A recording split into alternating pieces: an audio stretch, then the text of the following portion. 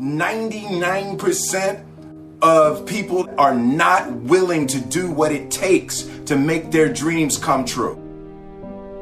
The Marines have a saying, everybody wants to go to heaven, but nobody wants to die. The center of bringing any dream into fruition is self-discipline. You know, something as simple as food and eating is not about your body as much as it is about your mind. It's getting command of your mind to be able to choose actions that are in your own best interest. Every day we are choosing that's not in our own best interest. So if the world is attacking you and the world wants to fight you and the world's trying to hold you down, so you're gonna kick yourself in the balls? So you're gonna stop yourself from getting what you dream. And I think the word discipline has kind of gotten a bad name. We think about it in terms of punishment. I'm not talking about discipline in that way. I'm talking about discipline in the sense that you forego immediate pleasure for the exchange of long-term self-respect. I believe that self-discipline is the definition of self-love. That when you say that you love yourself, that means that you have behavior towards yourself that is loving. Self-discipline is the center of all material success. You cannot win the war against the world if you can't win the war against your own mind.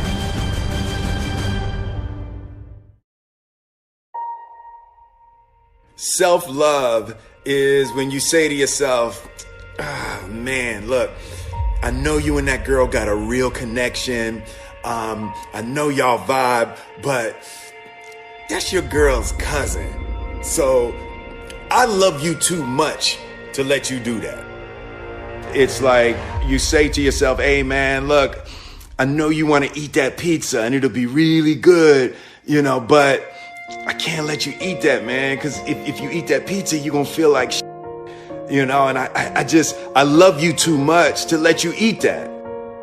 Self-love is, hey, look, I know you got a test on Monday, you know, and I know you really want to go out with your friends. It's Saturday night, you want to go out, but if you fail that test, you're not going to feel good about yourself. You know, I love you too much to let you go out tonight. Self-discipline is self-love. If you want to be happy, you have to love yourself, which means you have to discipline your behavior. The road to sustained happiness is through disciplining your behavior. We tend to base our self-esteem on what other people think. And that's not really self-esteem. Self-esteem is supposed to be how we feel about ourselves. And I was just saying how dangerous it is to allow other people to determine how you're going to feel about you. And it's kind of like looking into a broken mirror. You're going to look in a broken mirror and then change your face to try to look good in this defiled, busted, broken mirror.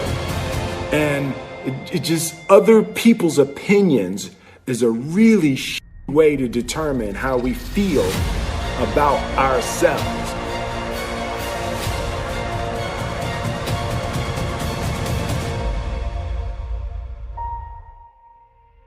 It don't matter whose fault it is that something is broken if it's your responsibility to fix it. For example, it's not somebody's fault if their father was an abusive alcoholic, but it's for damn sure their responsibility to figure out how they're going to deal with those traumas and try to make a life out of it.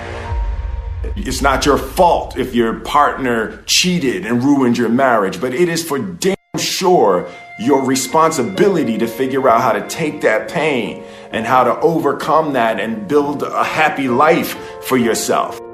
Fault and responsibility do not go together. It sucks, but they don't. When something is somebody's fault, We want them to suffer. We want them punished. We want them to pay. We want it to be their responsibility to fix it. But that's not how it works, especially when it's your heart. Your heart, your life, your happiness is your responsibility and your responsibility alone. As long as we're pointing the finger and stuck in whose fault something is, we're jammed and trapped into victim mode. When you're in victim mode, you are stuck in suffering. The road to power is in taking responsibility. Your heart, your life, your happiness is your responsibility and your responsibility alone.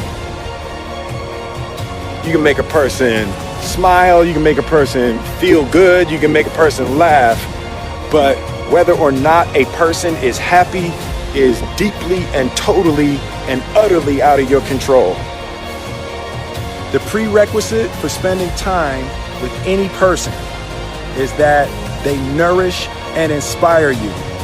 They feed your flame. Look at your last 5 text messages.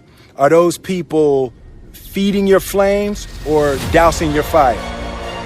Put your phone down for just a second and look around. Look to the people around you.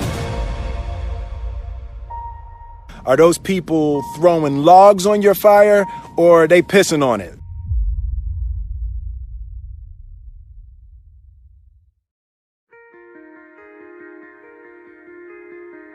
I want my life